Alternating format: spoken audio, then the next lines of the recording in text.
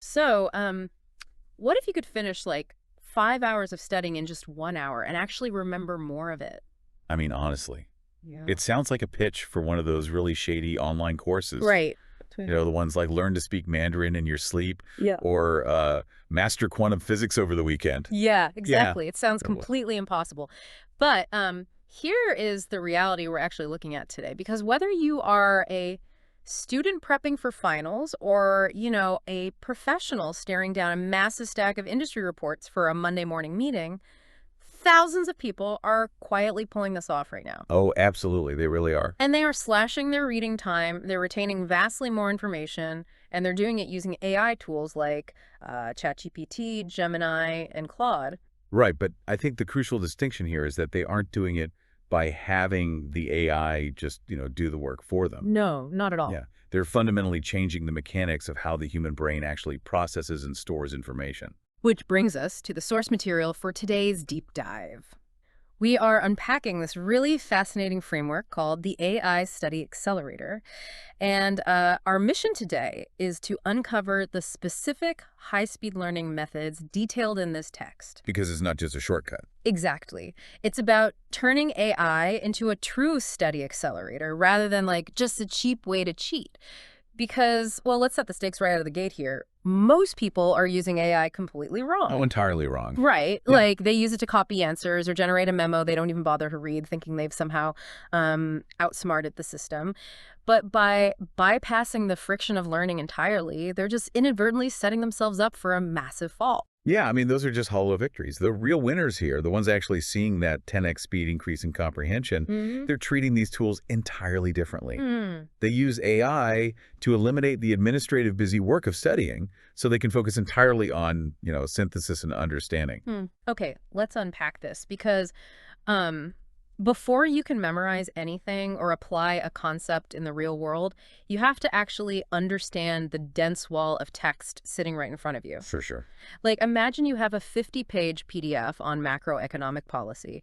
Traditionally, you're sitting there with a highlighter, rereading the same paragraph 5 times, fighting through all that academic syntax, and just, well, hoping it eventually clicks. Which is just cognitive overload. I mean, Yeah. your working memory is so entirely consumed by trying to decipher the complex vocabulary that you literally have no mental bandwidth left to grasp the underlying concept. Exactly. Which is where the first strategy comes in, the explain like I'm 10 trick. And I was thinking about how this shifts the whole learning paradigm. Yeah. To me, traditional studying often feels like trying to read a novel in a foreign language, but without a dictionary. Oh, wow. Yeah, that's a great way to put it. Right. You are just struggling with every single word to glean a tiny bit of context. So using AI to summarize a complex 20-page chapter in 3 minutes is it's like getting the perfect movie trailer before watching a really long, complicated film. I love that. Yeah. That is a brilliant way to visualize it. Because, a movie trailer doesn't replace the experience of watching the film. No, not at all. It gives you the narrative scaffolding. It tells you who the protagonist is, who the villain is, what the stakes are. So when you sit down to watch the actual 2-hour movie, your brain isn't wasting energy trying to figure out what's going on in the opening scene. Right. You already know the setup. Exactly. You have a framework to attach the details to. But okay, I have to push back on this a little bit. Sure. If I'm preparing for a high-level college exam or like a really important board meeting, and I ask an AI to explain collateralized debt obligations to me like I'm a 10-year-old, aren't I losing all the crucial nuance? I mean, a 10-year-old's understanding of finance isn't going to hold up under serious questioning. Well, if you stopped at that initial prompt, you would be absolutely right. Okay. The 10-year-old explanation is just the entry point. It's the wedge you use to break that initial wall of confusion. But the framework requires you to immediately go deeper. Right. So once you understand the basic mechanics, the next prompt you give the AI is, now explain this concept using a real-world scenario. Ah, okay. So you rebuild the complexity, but on a foundation you actually comprehend. Exactly. Yeah. Because our brains are biologically wired for narrative and concrete examples, Right. not abstract academic jargon. So sticking with your finance example, the AI might first explain a collateralized debt obligation as trading bundles of Pokemon cards, where some are shiny and some are damaged. Which totally makes sense. Right, it breaks the confusion. But then you ask for the real-world scenario, and it explains how those bundles apply to the 2008 housing market. You layer the learning. You completely bypass the frustration phase and turn boring, dense theory into something the brain can instantly visualize. And that pairs perfectly with the concept of instant smart summaries. You literally paste your study material or your corporate report into the AI and command it to extract only the core arguments. It basically acts like a personal filter. Which is vital when you consider the sheer volume of information we're expected to process today. I mean, filtering out the noise reduces cognitive load, allowing your brain to focus its energy purely on the load-bearing ideas. Yeah, so getting the gist is great, but having a simplified summary is still ultimately a passive activity. It is. You're just staring at bullet points. And to learn dramatically faster, you have to move from passive reading to active interaction. And what's fascinating here is the shift in the power dynamic of learning. We are moving into a two-way learning system. Right. Think about the traditional bottleneck. Like if you were studying at midnight and hit a wall, you were stuck. You had to wait hours or even days to ask a teacher or a colleague to clear up your confusion. And let's be honest, half the time you wouldn't even ask the question anyway, because you didn't want to look foolish in front of a giant lecture hall or, in front of your boss. Oh, totally. The fear of judgment is a massive barrier to learning. Mm. But now, we have access to a doubt-solving machine that provides instant zero-judgment answers. It's huge. Yeah, you can ask the AI, explain this to me again, or give me a simpler example, or, crucially, why is the conclusion I just drew incorrect? And it will patiently guide you. It's like having a personal 24/7 gym spotter for your brain. I like that. Like, if you are struggling with a heavy weight at the gym, a good spotter doesn't lift the weight for you. That would defeat the whole purpose of the workout. Exactly. But they guide the bar path. They make sure you don't get crushed. And they help you push through the sticking point. This AI spotter never sighs, it never rolls its eyes, and it never gets annoyed when you ask it to explain the exact same concept for the 5th time in a row. Because the machine just doesn't care. It completely removes the emotional friction from being confused. Yeah. But the spotter analogy really shines when we look at the next phase, the teach me then test me strategy. Yeah. This is where the spotter actually starts adding weight to the bar. Oh, interesting. Top learners don't just ask for explanations. Once the AI explains a topic, they command it. They say, now ask me questions and test me on what I just read. Which totally flips the script. You are commanding the tool to become the examiner. Yeah, and this targets a massive cognitive trap called the illusion of competence. The illusion of competence. Right. When you just passively read a textbook or a brief, you suffer from this illusion. You recognize the words on the page, so your brain tricks you into thinking you actually know the material. Wow. Okay, yeah. It's like riding in the passenger seat of a car. Oh, that's a good one. You take the same route to a friend's house 5 times. And you think you know exactly how to get there because you recognize all the landmarks, right? Like, Yeah. ooh, there's the coffee shop, there's that weird-looking tree. Yeah. But the moment you are forced to drive the car yourself, you realize you have absolutely no idea when to actually make the turns. That is the perfect way to describe it. Passive reading is riding in the passenger seat. Active recall, which is forcing your brain to generate an answer from scratch without looking at the source material that's driving the car. That makes so much sense. When the AI asks you a targeted question and you have to synthesize the answer, you create cognitive friction. That friction, that mental sweat, is literally the feeling of new neural pathways being built. Yeah. It forces you to realize you don't actually know the route. Okay, so you have ingested the material using the 10-year-old trick, No. and you have interacted with it using the test me strategy to build those neural pathways. You understand the concept. Right. Now, how do you optimize your time for the actual high-stakes environment? Here's where it gets really interesting, because we are getting into some of the most debated strategies in the source material, starting with the 80-20 study hack. Ah, yes. So here we're talking about the Pareto principle applied to knowledge acquisition. Okay. The principle states that 80% of your results come from 20% of your efforts.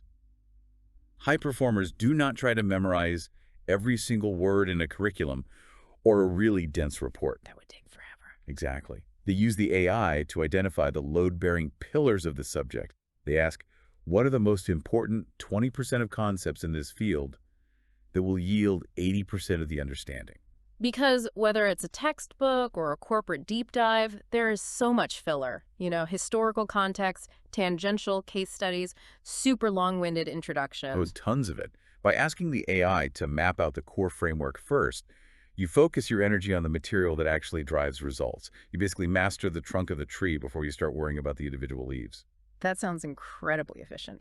But then we hit the strategy of AI-created practice tests. And the framework notes that this method is actually banned in some academic settings. Yes, it is. Like, people are taking that core 20% of material, feeding it into the AI and saying, create a test based on this specific data, give me 20 multiple choice questions with detailed answer keys, and simulate the difficulty of a real exam. Right. Wait, schools are actually banning students from generating multiple choice questions to practice with. They call it an unfair advantage. How is making your own practice test cheating? I mean, I am genuinely baffled by that logic. Yeah, it is a major controversial flashpoint right now. Hmm. Some institutions discourage or outright ban this because they feel it gives individuals who know how to prompt these tools an unfair advantage over traditional brute force study methods. But that's just using a better tool. Well, the fear is that the AI might perfectly predict the exam questions, or that the student isn't, quote-unquote, putting in the hard work to hunt down their own flashcards and study materials. That just feels like penalizing a marathon runner for wearing modern running shoes instead of running barefoot. That's exactly it. If the goal is to learn the material, why penalize the most efficient method of testing that learning? And the underlying philosophy of the text here is that it is absolutely not cheating. It is smart, deliberate practice. I mean, think about what a practice test actually does. Right. By asking the AI to simulate real exam pressure and difficulty, you instantly expose your blind spots. You aren't finding out that you don't understand the material on test day when the stakes are highest. You're finding out 3 days earlier in the low-stakes environment of your living room. Which goes right back to the illusion of competence. You are forcing the active recall. Exactly. You are practicing the exact cognitive skill you will be graded on retrieving information under pressure. But testing your knowledge is just one side of the coin. Eventually, you have to produce output, you have to write the essay, draft the proposal, create the presentation. Yep. And this is where the line between acceleration and cheating gets really, really blurry. We are talking about creation versus copying. And this is a critical pivot. We see people using AI to write entire assignments in half the time. They use it to generate outlines, improve their sentence structure, organize the flow of their arguments. They use it to skip that agonizing process of just staring at a blank page. But hold on, let me push back here. Go ahead. If I am using an AI to generate my project outlines, and I'm having it polish all my syntax, and I'm letting it structure the logical flow of my entire argument, aren't I basically just outsourcing my brain? Where is the line between accelerating my workflow and just letting a robot do my homework? So if we connect this to the bigger picture, we have to talk about a concept called cognitive offloading. Cognitive offloading. Right, the framework makes a definitive distinction here. High performers do not copy. When you cheat, the AI's output is your final product. You generate it, you paste it, you submit it. That is outsourcing your brain. Yeah, that's just pure laziness. But when you accelerate, the AI's output is simply your rough draft. Oh, I see. So you are completely shifting your role in the process. You are shifting your cognitive load from administration to synthesis. Instead of spending 2 hours staring at a blinking cursor, paralyzed by trying to think of the perfect thesis statement, you command the AI to generate 3 different options. Right. Then you spend your mental energy evaluating, critiquing, and refining those options. You are acting as the editor-in-chief rather than the junior copywriter. Wow. Okay. You're still doing the thinking, but you're doing a higher level of thinking. You aren't mixing the paint, you are directing where the paint goes on the canvas. And editing requires a deep understanding of the subject matter. If you don't know the material, you won't know if the AI's outline is factually incorrect or logically flawed or just completely generic. That's so true. The editor-in-chief model demands that you apply critical thought to the machine's output. So what does this all mean? We look at this massive shift in how humans interact with information. Why can 2 people have access to the exact same AI tool, type in the exact same prompts, yet one person fails miserably and the other thrives? Like, what is the ultimate danger of treating this technology like a magic wand? The hardest hitting truth in all of this is that AI is a multiplier. It is not magic. A multiplier. Yeah, it's a mathematical concept. If your own effort, your own critical thought, and your own domain knowledge is a 0, and you multiply that 0 by the most powerful advanced AI in the world, 0 times a million is still 0. Oh, wow. You just get an empty, generic, hallucinated result. Because if you use it to replace your thinking, you are basically letting your mental muscles atrophy. Precisely. You might survive today's deadline or pass tomorrow's quiz by copying an output, but you are completely hollowing out your own competence. But if you use AI to enhance your thinking. If you bring your own curiosity, your own critical editing skills, and your own desire to deeply understand the mechanics of a subject, Hmm. then that multiplier effect takes over. You become unstoppable. We are experiencing a fundamental shift in how we approach knowledge. I mean, for generations, we lived in an era of information scarcity. Hmm. The hardest part of studying or researching was just finding the facts. You had to physically go to a library, dig through an encyclopedia, track down the data. Now we live in an era of absolute information abundance. The facts are literally everywhere. Everywhere. The goal is no longer finding the information. The goal is filtering it, interacting with it, and applying it as rapidly as possible. And this raises an important question about adaptability. We're entering an environment where speed of comprehension is a massive competitive advantage. Technology heavily rewards those who can adapt their workflows. AI makes an average passive learner slightly faster at completing tasks, but it makes a strategic, active learner completely unstoppable. It reframes the technology from being a replacement for human effort to being a true collaborative partner in the cognitive process. Which brings us entirely back to you listening right now.